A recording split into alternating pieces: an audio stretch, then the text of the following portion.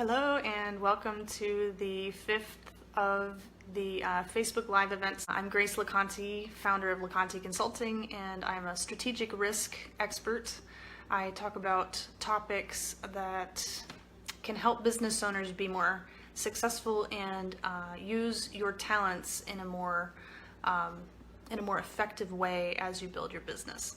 So I've been speaking about 4 different topics in the past few weeks that delve into kind of the core philosophy that I believe about business ownership and about how to understand yourself as a business owner. And today we're talking about the 5th one, ideal customers. So if you have any questions during this event, feel free to ask them below. If you're watching this after the fact, I welcome your questions, your comments, and any feedback you have, because I'd like to continue doing future videos to share additional ideas and just discuss ways that you can be more effective as a business owner. So the topic of ideal customers. What is an ideal customer, first of all? That's the first question that I was asked. An ideal customer is a target customer. It's someone that you would want to serve in your business, whether you're a business owner or manager or leader, someone that really is fun to work for and who brings a lot to your organization. So I've made a list of all the qualities that I believe are part of what an ideal person is, who you would serve in bringing business into your company, bringing revenue. So first of all, it's someone who respects the appointment or the time schedule that you've set. If you provide services, then it would be someone who comes to the appointment that you've set on time, and they don't arrive 5 minutes late. They don't make excuses. They don't call you from the road and say that they're running late and they can't make it, or they cancel. So they respect your time as a business owner. I'm really interested in the Languages of Appreciation by Dr. Gary Chapman, and one of those is quality time. So that's actually my language of appreciation. We all have different ways of expressing our appreciation or love for others, and we usually provide that same language to everyone else, even though it's what we would like to receive. So sometimes we forget that other people prefer a different way of receiving that. So because mine is quality time, I tend to think much more carefully about how I spend time with people rather than giving gifts, which is another language of appreciation, or doing acts of service, or words of affirmation, or physical touch. Those are the other 4, but quality time is mine. So when I think of an ideal customer, I think of someone who respects my time and who wants to make the most of the appointment, and who really would like to join in and make the most of something that's important to me. So you can think about that as you build your list of what an ideal customer looks like for you. The second one is that the person who you work for, who's the most ideal version of a customer, is upfront about their symptoms. So I primarily work with natural health practitioners, licensed and highly trained professionals who own a practice and are independent. And a lot of times my clients are extremely knowledgeable about their line of work, but they're not as familiar with the business side. So of course you want a customer who tells you exactly what's wrong, or who can discuss with you and communicate clearly what their problems are and how they would like to have the problem solved, or at least come to you with an open mind about how their problems could be solved in the best way based on your expertise and experience. So if you don't work in the healthcare field, if you work in another industry, then this is still applicable. You would want a customer who's very clear about why they're coming to you and can communicate that in a way that you understand. So their symptoms, or their problems, or their challenge, their pain points, we call it in the marketing world, something that is causing them to need your help and to get relief.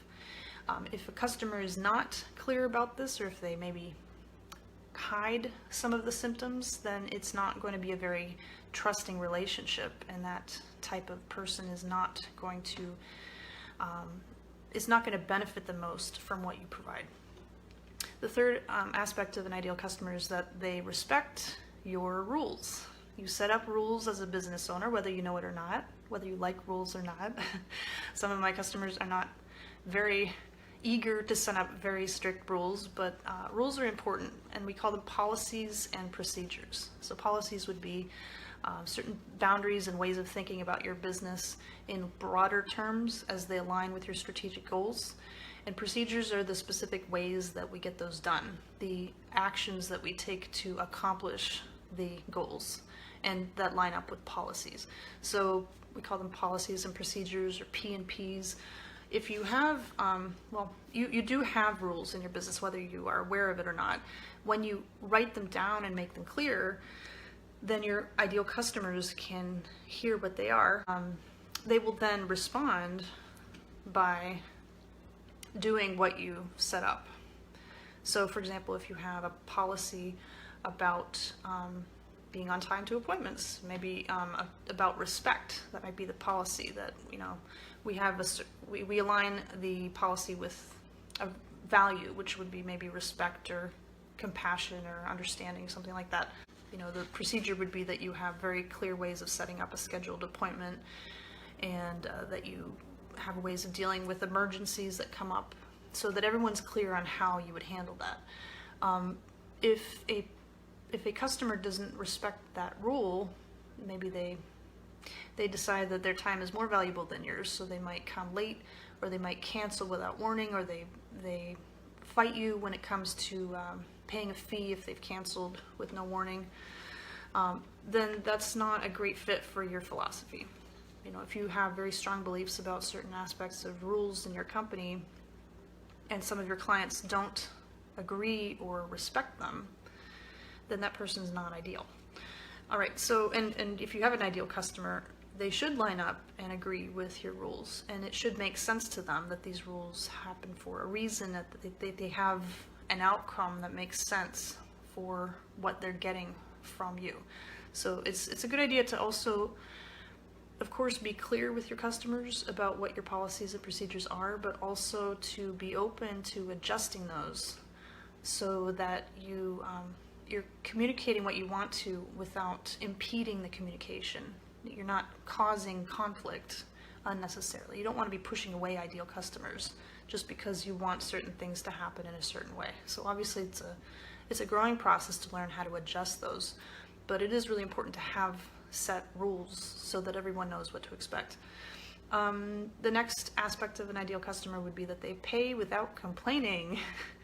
And I'll be telling some stories later in this discussion.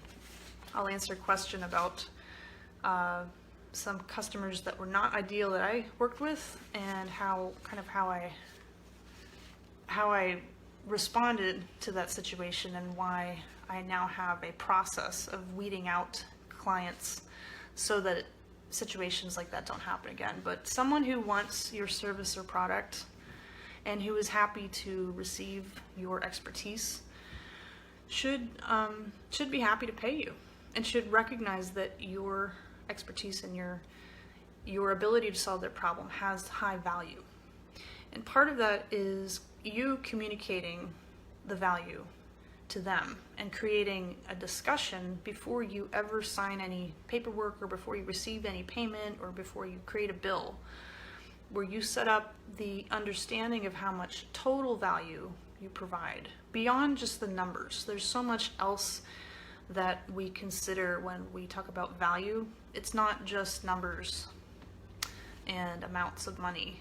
It's also quality of life, it's peace of mind, it's relief from discomfort, it's relief from problems that might plague us. It's knowing that we have security, and that we have fulfillment in our lives, and those are things you can't really put a dollar sign on. So the total amount of value that someone might receive from purchasing your services or products could be much, much higher. It should be much, much higher than what they are investing. When someone fights you about that amount and they don't agree that it has the value that they're paying, or more. Normally you would want to provide value of at least double what someone's paying you in terms of the total compensation for what they're receiving in exchange for what they're paying you. If someone doesn't believe that it is of value, then they are going to fight the exchange of payment. They're going to resist finishing the transaction. So I talk about transaction avoidance syndrome, which is an effect of fear in a business owner, causing them to avoid or be very nervous about receiving payments and having a transaction end. But it can also happen in reverse. It can happen from a customer who's not interested in paying because they are not fully convinced of the value of what they're receiving, or that they have had an experience during the process of purchasing the product or service that is not comfortable for them, or that they have some sort of problem that was not resolved. So their perception of the experience is lower than what they expect, than what they wanted to have.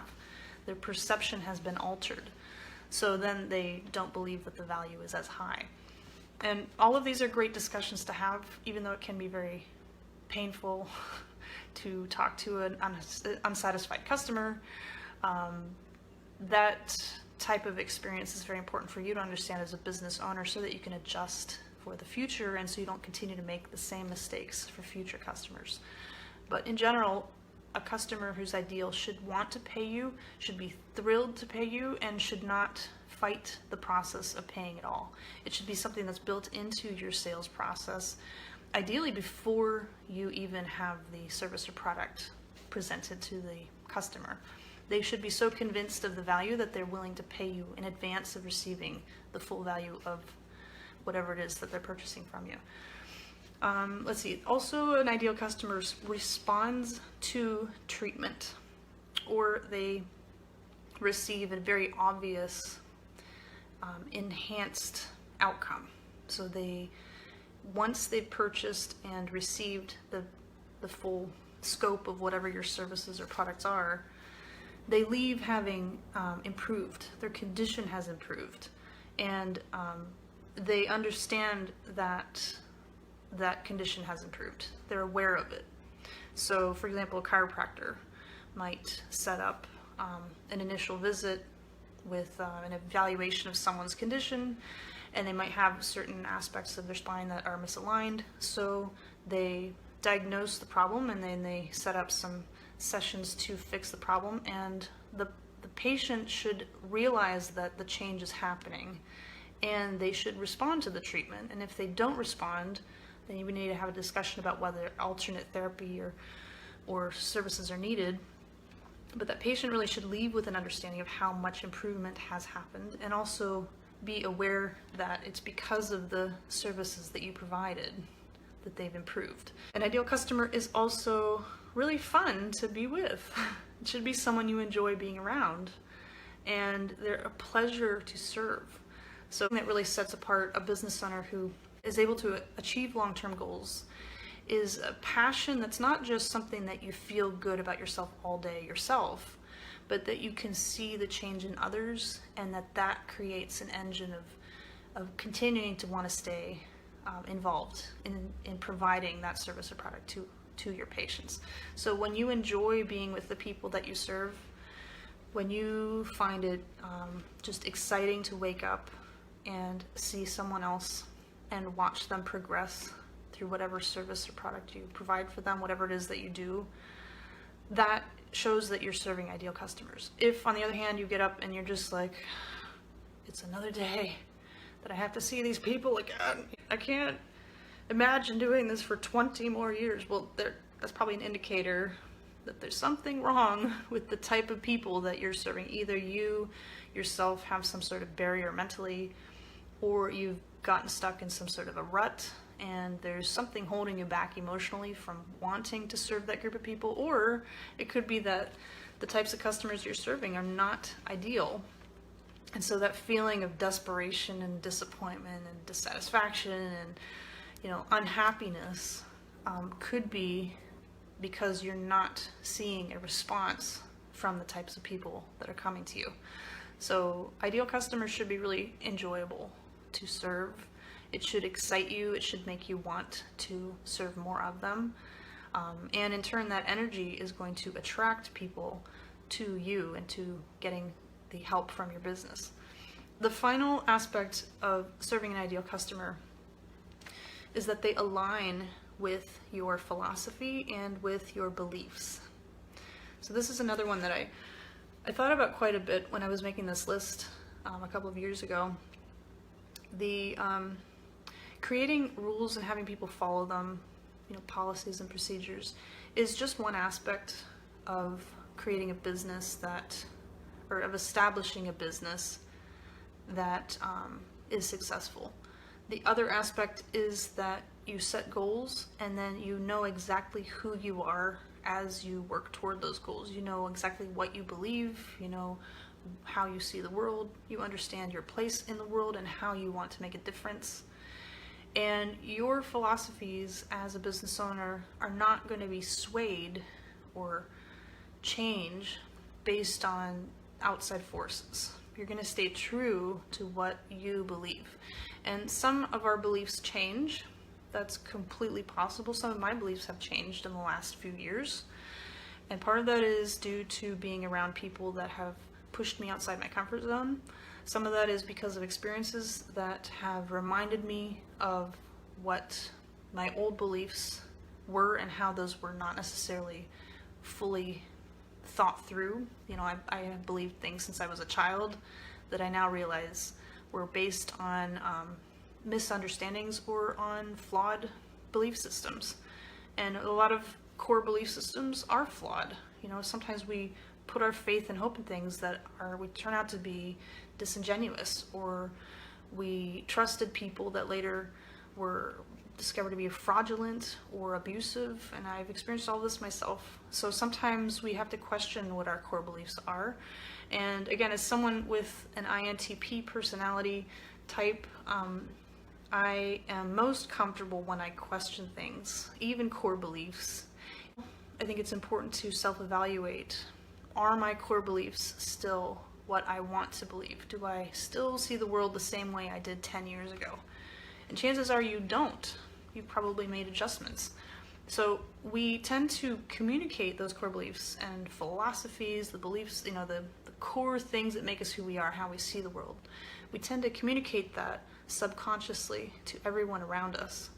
And we tend to draw people to us that have the same philosophy, even if we don't realize it.